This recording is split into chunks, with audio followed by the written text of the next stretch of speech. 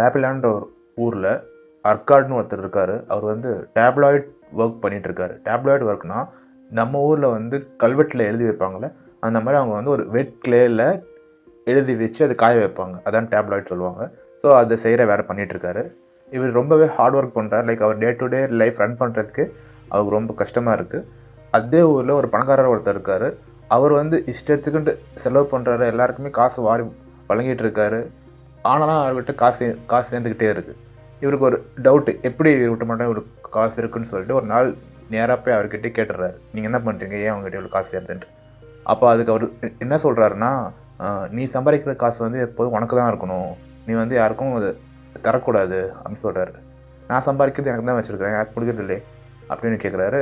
இல்லை, நீ வந்து தங்குறதுக்கு சாப்பிட்றதுக்கு உங்கள் ஃபேமிலிக்கு எல்லாருக்கும் இப்போ ப்ரொவைட் பண்ணிகிட்ருக்க, அது எண்ட் ஆஃப் த டே வந்துட்டு காசு காலியாக இருக்கும், பர்ஸ் எம்டி ஆகிடுது, அந்த மாதிரி இருக்கக்கூடாது. இது வந்து ஒரு ஸ்லேவரிக்கு சமம். அப்போது அடிமையாக இருந்து சோறும் இடமும் கொடுத்து உனக்கு வேலை வாங்கிட்டு இருந்தாங்க. இப்போ உனக்கு சம்பளம்னு ஒன்று தராங்க, அதையும் நீ இப்படி தான் யூஸ் பண்ணிகிட்டு இருக்கனா, ரெண்டுக்கும் என்ன வித்தியாசம்? உன் காசு வந்து நீ சேர்த்து வச்சுருக்கணும், உனக்கு அந்த காசு உனக்காக வேலை செய்யணும், அப்போ தான் வந்து நீ வெல்த்தி பர்சனாக ஆக முடியும். அந்த பணக்காரர் வந்து எப்படி வெல்த்தி பர்சனாக இருக்கணும்ன்ட்டு அர்காடுக்கு சொல்லி கொடுக்குறாரு. அதை வச்சு அர்காடும் ஒரு பெரிய பணக்காரனாக ஆயிடுறாரு. கொஞ்சம் வருஷம் கழித்து பேபிலானில் வந்து ரொம்பவே வறட்சி ஏற்படுது. மக்கள்லாம் ரொம்பவே கஷ்டப்பட்டுட்டு இருக்காங்க. அந்த ஊரோட ராஜா வந்து என்ன பண்ணுறது, எப்படி இதை சால்வ் பண்ணுறதுன்னு ரொம்பவே திங்க் பண்ணிகிட்ருக்காரு. அப்போ அவர் அர்காட் நோட்டீஸ் பண்ணுறாரு. இவன் மட்டும் எப்படி இவ்வளோ பணக்காரனாக இருக்கான், ஊர் மக்கள் ஃபுல்லாகவே ரொம்ப வறுமையில் இருக்காங்க. ஸோ அவன்கிட்ட இருக்கிற வெல்த்தை எல்லாருக்கும் ஷேர் பண்ண முடியாது, அது சாத்தியம் இல்லாத விஷயம். ஆனால் அவன்கிட்ட இருக்கிற நாலேஜை எல்லாருக்கும் ஷேர் பண்ணி எல்லாரையும் வெல்த்தியாக மாற்ற முடியும் அப்படின்னு ஒரு பிளான் பண்ணுறாரு. அர்காடை ஒரு நாளைக்கு அவரோட அரசாவை கூட்டிகிட்டு வந்து, இந்த மாதிரி உன்ன மாதிரி எல்லாரையும் வந்து பணக்காரனாக ஆக்கணும், அது பாசிபிளா? இது பாசிபிள் தான், நான் எல்லாருக்கும் வந்து சொல்லித்தரேன், நீங்கள் ஒரு 100 பேரை அனுப்புங்க என்கிட்ட, நான் வந்து அவங்களுக்கு எப்படி பணக்காரனாகணும்னு சொல்லித்தரேன், அந்த 100 பேர் இன்னும் 100 பேர் சொல்லி தருவாங்க, அப்படியே ஊர் ஃபுல்லாக இது பரவும் அப்படின்னு சொல்கிறாரு. ஓகே, அப்போ அங்கே இருக்கிறவங்களாம் கேட்குறாங்க, இப்போ எல்லாருக்கும் நீ பணக்காராது எப்படின்னு சொல்லி கொடுத்துட்டேன்னா உன் காசு கம்மியாகிடாதா அப்படின்னு கேட்குறாங்க. பணன்றது இங்கே கம்மியாகி அங்கே அதிகமாகாது, எங்கெங்கெல்லாம் ஒரு செயல் நடக்குதோ அங்கெல்லாம் காசு தானாகவே வந்து சேரும். பணக்காராது எப்படி மற்றவங்களுக்கு சொல்லி கொடுத்தா நம்மளோட காசு போயிடும் அப்படின்னு ஒரு மித்து இருக்குது.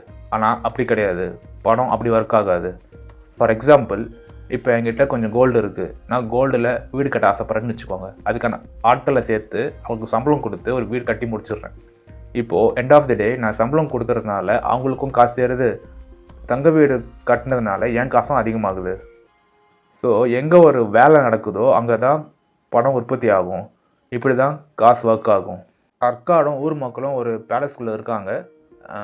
அர்காடு வந்து நான் சொல்கிற 7 விஷயத்தை நீங்கள் செஞ்சாலே போதும், இப்போ வந்து நீங்கள் பணக்காரனாக ஆகிடலாம் அப்படின்னு சொல்கிறாரு. அந்த 7 விஷயம் என்னென்னா, hello every one, welcome to my YouTube channel, it's a great book boy. நீங்கள் எடுத்துருக்க புக்கு வந்து richest man in Babylon, written by George S Clason. அர்காடும் 100 பேரும் ஒரு இடத்துல அசம்பிள் ஆகிட்டாங்க. அர்காட் வந்து ஃபர்ஸ்ட் ரூல் என்னன்னு சொல்கிறாருன்னா, start the purse to fattening அப்படி சொல்கிறாரு. அப்படின்னா உங்கள் பர்ஸை ஃபர்ஸ்ட் நீங்கள் ஃபேட் ஆக்கணும், ஃபர்ஸ்ட் நீங்கள் ஒரு வேலைக்கு போகணும் அப்படின்னு சொல்கிறாரு. எல்லோரும் உங்களோட பர்ஸ் காட்டுங்க அப்படின்னு கேட்கும்போது எல்லாரோட பர்ஸுமே எம்டியாக இருக்குது. ஸோ இதுக்கு என்ன அர்த்தம்னா, நீங்கள் சம்பாதிக்கிற காசு ஃபுல்லாத்தையும் செலவு பண்ணிடுறீங்க, எவ்வளோ உள்ளே வருதோ அவ்வளோ வெளில போயிடுது. அப்படி இருக்கக்கூடாது. உங்களோட சேலரியில் ஒரு 10% ஆச்சும் நீங்கள் சேவ் பண்ணி வைக்கணும். அப்படி நீங்கள் சேவ் பண்ணிட்டே இருக்கும்போது கொஞ்சம் நேரம் கழிச்சு உங்களோட பர்ஸ் தானாகவே ஃபேட் ஆகும். இதுதான் ஃபர்ஸ்ட் ரூல். இதை வந்து நீங்கள் ஃபுல்லாக யோசிச்சுட்டு உங்களுக்குள்ளே டிஸ்கஸ் பண்ணிட்டு நாளைக்கு வாங்க அப்படின்னு சொல்கிறார். அர்காட் வந்து செகண்ட் ரூல் என்ன சொல்கிறாருன்னா, கண்ட்ரோல் தி எக்ஸ்பெண்டிச்சர்னு சொல்கிறாரு. அப்படின்னா உங்களோட செலவை கண்ட்ரோல் பண்ணணும். சரி, இன்றைக்கி எல்லோரும் உங்களோட பர்ஸ் காட்டுங்கன்னு சொல்கிறார். எல்லோரும் பர்ஸ் இன்றைக்கும் எம்டியாக இருக்குது. அப்போனா அவர் கேட்குறாரு, உங்கள் 100 பேருக்குமே 100 டிஃப்ரெண்ட் வேலை இருக்குது, 100 டிஃப்ரெண்ட் சம்பளம் இருக்குது, 100 டிஃப்ரெண்ட் ஃபேமிலி இருக்குது, 100 டிஃப்ரெண்ட் பிரச்சனை இருக்குது, ஆனால் பர்ஸ் மட்டும் எப்படி எல்லாருக்கும் எம்டியாக இருக்குது? அப்போனா நீங்கள் உங்களுக்கு தேவையில்லாத செலவு நிறைய பண்ணுறீங்கன்னு அர்த்தம். Don't confuse necessary expense with desire. அப்படின்னா அத்தியாவசியத்துக்கும் ஆடம்பரத்துக்கும் என்ன வித்தியாசன்றது நீங்கள் கண்டுபிடிங்க, குழப்பம் ஆகாதீங்க. இப்போது நீங்கள் ஆசைப்பட்டதெல்லாம் செஞ்சிட்டீங்க, காசு ஸ்பெண்ட் பண்ணி அதை பண்ணிட்டீங்கன்னா நீங்கள் ஹாப்பி ஆகிடுவீங்களா? இல்லை, உங்களுக்கு அடுத்த ஆசை வரும், அதையும் பண்ணிட்டு ஹாப்பி ஆவீங்களா? இல்லை, இன்னொரு ஆசை வந்துகிட்டே இருக்கும். எல்லாத்துக்குமே ஒரு லிமிட் இருக்குது. எவ்வளோ தூரம் வாக் பண்ண முடியும், எவ்வளோ தூரம் சாப்பிட முடியும், எவ்வளோ ஸ்ட்ரென்த் இருக்குது எல்லாத்துக்கும். ஆனால் அந்த ஆசைக்கு லிமிட்டே கிடையாது. ஆசை வந்து க்ரோ ஆகிட்டே இருக்கும். ஒரு எக்ஸாம்பிள் சொல்லணுன்னா, வீடு வந்து இப்போ ஒரு ஃபார்மரோட ஃபீல்டில் எங்கெங்கெல்லாம் கேப் இருக்கோ அங்கங்கெல்லாம் க்ரோ ஆகிட்டே இருக்கும். அந்த மாதிரி உள்ள ஆசையும் ஒரு மனுஷனுக்குள்ளே க்ரோ ஆகிட்டே தான் இருக்கும். நம்ம தான் அதை கண்ட்ரோல் பண்ணணும். எவ்வளோ காசு இருந்தாலும் அவனோட டிசைர் ஃபுல்ஃபில்லே ஆகாது. இதை ஞாபகம் வச்சுக்கோங்க. ஸோ அவனோட எக்ஸ்பென்ஸ் வந்து கண்ட்ரோலாக இருக்கணும் அப்படின்னு சொல்லி இப்போ நிறைய பேர் என்கிட்ட சொல்லுவீங்க, என்னோட நெசசரி எக்ஸ்பென்ஸே ரொம்ப அதிகமாக இருக்குன்னு. அதுக்கு என்கிட்ட ஒரு ஐடியா இருக்குது. உங்களோட நெசசரி எக்ஸ்பென்ஸ் எல்லாம் வந்து ஒரு டாப் ப்ரியாரிட்டி லோ ப்ரியாரிட்டி ஒரு லிஸ்ட் எழுதி வைங்க. உங்ககிட்ட இருக்கிற 90% சேலரியை வச்சு ஒவ்வொரு எக்ஸ்பென்ஸும் டாப்லேருந்து பண்ணிகிட்டே வாங்க. எங்கே உங்களோட சேலரி முடியுதோ அதான் உங்களோட நெசசரி எக்ஸ்பென்ஸ். மீதி இருக்கிறதுலாம் வந்து டிசைர் தான், அதான் நீங்கள் வந்து பண்ணக்கூடாது அப்படின்னு சொல்கிறாங்க. தேர்ட் ரூல் வந்து மேக் தி கோல் மல்டிப்ளை. அப்படின்னா நீங்கள் சேர்த்து வச்ச இந்த 10% காசெல்லாம் ஒன்றா ஆக்கி அதை உங்களுக்கு வேலை செய்ய வைக்கணும். அதாவது make money work for you. இப்போ ஒரு எக்ஸாம்பிளுக்கு நான் என்ன பண்ணேன்னா, ஒரு ஷீல்டு மேக்கர் என்கிட்ட இருந்தான். அந்த ஷீல்டு மேக்கருக்கு வந்து பிரான்ஸ் வாங்குறதுக்கு காசு இல்லை. நான் அவனுக்கு அது லோன் கொடுத்தேன். அவன் பிரான்ஸ் வாங்கி அதை ஷீல்டு செஞ்சு அந்த ஷீல்டை விற்று எனக்கு அந்த ரெண்ட்டோட கொஞ்சம் எக்ஸ்ட்ரா சேர்த்து கொடுப்பான். ஸோ அதுதான் என்னோட பேசிவ் இன்கம். நெக்ஸ்ட் டைம் வந்து இந்த ரெண்ட் அமௌண்ட் சேர்த்து அவனுக்கு லோன் கொடுப்பேன். ஸோ அவன் அகெயின் பிரான்ஸ் வாங்கி ஷீல்டில் விற்று எனக்கு காசு எக்ஸ்ட்ரா சேர்த்து கொடுப்பான் ரெண்ட் இன்னும். ஸோ இது காம்பவுண்ட் ஆகிட்டே இருக்கும். எக்ஸாம்பிள் இப்போ நான் 10 rupees கொடுக்குறேன்னா அவன் கொடுக்கும்போது எனக்கு 11 rupees கொடுப்பான். ஸோ நான் நெக்ஸ்ட் டைம் நான் 11 rupees கொடுப்பேன், அவன் எனக்கு 12 rupees சேர்த்து கொடுப்பான். அந்த மாதிரி அந்த நம்மளோட அமௌண்ட் வந்து காம்பவுண்ட் ஆகிட்டே போகும். இது வந்து ஒரு சோர்ஸ் ஆஃப் இன்கம். அப்படி நிறையா சோர்ஸஸ் நம்ம பில்டு பண்ணிட்டாலே நமக்கு தானாகவே வந்து வெல்த்தி பர்சனாக ஆகிடலாம். ஸோ இதுதான் வந்து மேக் மணி ஒர்க் ஃபார் யூன்னு அர்த்தம். இதோட மாடர்ன் எக்ஸாம்பிள் வந்து இன்வெஸ்டிங், ஸ்டாக்ஸு, ட்ரேடிங் இதெல்லாம் தான். 4th law வந்து guard the treasure from the லாஸஸ்ன்னு சொல்கிறாங்க. அப்படின்னா நம்ம ஃபஸ்ட்டு நம்மக்கிட்ட இருக்கிற கொஞ்சம் சேர்ந்த காசை ப்ராப்பராக செக்யூர் பண்ணணும். அப்போ தான் வந்து காட் நம்மகிட்ட வந்து அதிக காசு கொடுப்பாரு அப்படின்னு சொல்கிறாரு. இப்போ வந்து ஷார்ட்கட்டு, ஈஸி மணி அப்படின்ற ஆப்ஷன் வந்து என் ஃப்ரெண்டு பண்ணுறாங்க, ரிலேட்டிவ் பண்ணுறாங்கன்னு நம்ம போய் அதை இன்வெஸ்ட் பண்ணால் நமக்கு வந்து அதிக ரிஸ்க் இருக்குது. இப்போ எல்லோரும் வந்து என்ன சொல்லுவாங்கன்னா, high risk equal to high மணின்னு சொல்லுவாங்க. அது அப்படி கிடையாது. High risk equal to possible of high loss.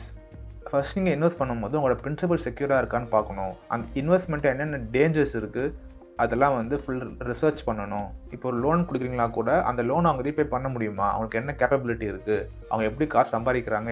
என்னோடய ஃபர்ஸ்ட் இன்வெஸ்ட்மெண்ட் வந்து ஒரு ட்ராஜடியில் தான் முடிஞ்சுது. ஒரு பிரிக் மேக்கர் வந்து கடல் தாண்டி அவனோட பிஸ்னஸ்க்காக போயிருந்தான். நான் அப்போ வந்து என்னோடய 1 year சேவிங் அவன்கிட்ட தந்து அவன்கிட்ட காஸ்ட்லி ஜுவல்ஸ்லாம் வாங்கிட்டு வர சொன்னேன். அவன் ஒரு பிரிக் மேக்கர்னால அவனுக்கு ஜுவல்ஸ் பற்றி பெருசாக நாலேஜ் இல்லை. அதனால் அந்த ஊரில் வந்து அவனை ஏமாற்றி ஷைனிங் ஸ்டோன்ஸை வந்து ஜுவல்ஸ்ன்னு கொடுத்துட்டாங்க. அதனால் எனக்கு வந்து ஒரு பெரிய லாஸ் ஆச்சு. இருந்தாலும் நான் அகெயின் ட்ரை பண்ணேன். ஆனால் இந்த வாட்டி மோர் விஸ்டமான ஆளாக பார்த்து என்னோடய இன்வெஸ்ட்மெண்ட்டை சூஸ் பண்ணேன். யார் இந்த மாதிரி இன்வெஸ்ட்மெண்ட் ஆல்ரெடி பண்ணியிருக்காங்களோ, அந்த பண்ணி சக்சீட் ஆகிருக்காங்களோ அவங்கள சூஸ் பண்ணி அவங்க மூலியமாக தான் இன்வெஸ்ட்மெண்ட் பண்ணேன். எக்ஸாம்பிள் அந்த ஷீல்டு மேக்கர், அவனுக்கு ஷீல்ட் பண்ணுறது எப்படி நல்லாவே தெரியும். அதனால தான் அவன்கிட்ட கொடுத்து என்னோடய இன்வெஸ்ட்மெண்ட் ஸ்டார்ட் பண்ணேன். ஸோ ஒரு இன்வெஸ்ட்மெண்ட் பண்ணுறதுக்கு முன்னாடி நல்ல அட்வைஸ் வாங்கிட்டு ப்ராப்பராக பண்ணணும். மாடர்ன் டைப் எக்ஸாம்பிள் வந்து இப்போ உங்கள் இன்வெஸ்ட்மெண்ட் செக்யூராக இருக்கிறோன்னா அந்த எஃப்டி, ஆர்டி, கவர்மெண்ட் ஸ்கீம்ஸ் இந்த மாதிரி ஸ்கீம்ஸில் போகிறது நல்லது. 5th பாயிண்ட் வந்து make the dwellings a possible investment. அப்படின்னா everything you spend is not a investment or a desire. Somethings are emotional. இப்போது நீங்கள் ஸ்பெண்ட் பண்ணுற எல்லாமே வந்து ஒரு காசு சேர்க்கறதுக்காகவோ ஒரு ஆசைக்காகவோ இருக்கக்கூடாது. Something R emotional also. Example ஒரு வீடு கட்டுறது. இப்போ வந்து உங்களுக்குன்னு ஒரு சொந்த வீடு இருக்கிறது, உங்கள் ஒய்ஃபுக்கு வந்து ஒரு கார்டனோ அக்ரிகல்ச்சர் பண்ணுறதுக்கு ஒரு பிளேஸ் இருக்கிறது, உங்கள் குழந்தைங்களுக்கு வந்து ஒரு பேக் யார்ட் இருக்குது. இதெல்லாம் வந்து ஒரு எமோஷ்னல். இது வந்து காசுக்காக மட்டும் கிடையாது, ஒரு பர்சனல் கனெக்டுக்காகவும் செய்கிறோம். இது வந்து ஒரு ரீசனபிளாக இருக்கணும். லைக் ஒரு ரெண்ட் பே பண்ணுறதுக்கு பதிலாக ஒரு இஎம்ஐ பண்ணலாம். ஸோ இந்த மாதிரி ஒரு ரீசனபிளான திங்ஸாக இருந்ததுனால நம்ம ஒரு எமோஷனலாக கனெக்ட் ஆகி இந்த மாதிரி சில விஷயங்களும் நம்ம பண்ணிக்கணும் நமக்காக. 6th ரூல் என்னென்னா இன்ஷூர் ஏ ஃப்யூச்சர் இன்கம் அப்படின்னு சொல்கிறாரு. லைஃப் வந்து ஒரு அன்பிரிடிக்டபிளான விஷயம். உங்களோட ஓல்டேஜுக்கும் உங்களோட ஆப்சன்ஸில் உங்கள் ஃபேமிலியோட சேஃப்டிக்கும் ப்ரிப்பேராக இருக்கணும்.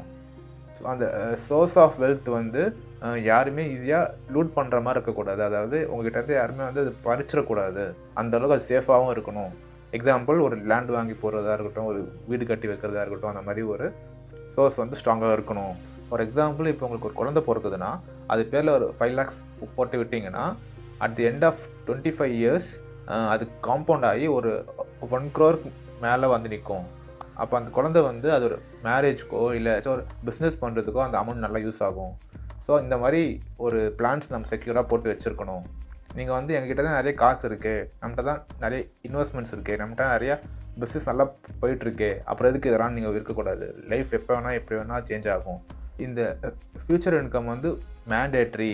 உங்கள்கிட்ட எவ்வளோ காசு இருந்தாலும் சரி, எவ்வளோ நல்ல பிஸ்னஸ் இருந்தாலும் சரி, எவ்வளோ நல்ல இன்வெஸ்ட்மெண்ட் பிளான் இருந்தாலும் சரி, இது வந்து ஒரு முக்கியமான விஷயம்னு சொல்கிறாரு. இப்போது மாடர்ன் டைம் எக்ஸாம்பிள் என்னென்னா டேர்ம் இன்சூரன்ஸ், லைஃப் இன்சூரன்ஸ் அதெல்லாம். 7th பாயிண்ட் வந்து increase the ability to earn. அதாவது இப்போ உங்களுக்கு எப்போதுமே ஒருத்தங்க காசு கொடுத்துட்டே இருக்க மாட்டாங்க. உங்களோட வேலையில் வந்து எப்போதுமே சம்பள உயர்வு இருந்துகிட்டே இருக்காது. என்னடா அது அதே காசு தான் வந்துட்டு இருக்கு, நம்மளோட அதிகமாக மாட்டேன்னா உங்கள் ஸ்கில் அந்த லெவலில் தான் இருக்குன்னு அர்த்தம். உங்கள் ஸ்கில்லை ஃபஸ்ட்டு இன்க்ரீஸ் பண்ணணும். இப்போ எக்ஸாம்பிள் வந்து நீங்கள் உங்களோட வேலையில் வந்து ஸ்கில்ஃபுல்லான அவுட்புட் கொடுத்தீங்கன்னா ஆட்டோமேட்டிக்காக உங்களுக்கு வந்து சேலரி ஹைக் வரும். ஆட்டோமேட்டிக்காக நீங்கள் செஞ்ச வேலை குவாலிட்டியாக இருந்தால் அதுக்கு ஏற்ற இன்கம் வரும். இப்போ வந்து நீங்கள் காசை நோக்கி போகக்கூடாது. நீங்கள் வந்து உங்கள் ஸ்கில்லையோ உங்களோட அறிவையோ அதிகம் பண்ணிக்கிட்டிங்கன்னா காசு தானாகவே அது பின்னாடி வரும். ஒரு சேயிங் சொல்லுவாங்க, investing on your self is always the best investment. யார் இருந்தாலும் இல்லாட்டியும் நீங்கள் எப்போதுமே உங்க கூட இருக்க போகிறீங்க. ஸோ உங்கள் மேலே கொடுக்குற இன்வெஸ்ட்மெண்ட் வந்து எப்போதுமே வந்து உங்களுக்கு கைவிடாது. இப்போ நான் சொன்ன பாயிண்ட்ஸ்லாம் வந்து இந்த புக்கில் இருக்கிற 1/3 ஆஃப் தி கான்டென்ட் தான். வீடியோ ரொம்ப லென்த்தாக போகக்கூடாதுன்னு தான் அது ஷார்ட்டாக முடிக்கிறேன். மீதி கான்டென்ட்ஸ் தான் நான் கம்மிங் வீடியோஸை ஷேர் பண்ணுறேன். உங்களுக்கு ரொம்ப யூஸ்ஃபுல்லாக இருக்கும் நினைக்கிறேன். தேங்க்யூ.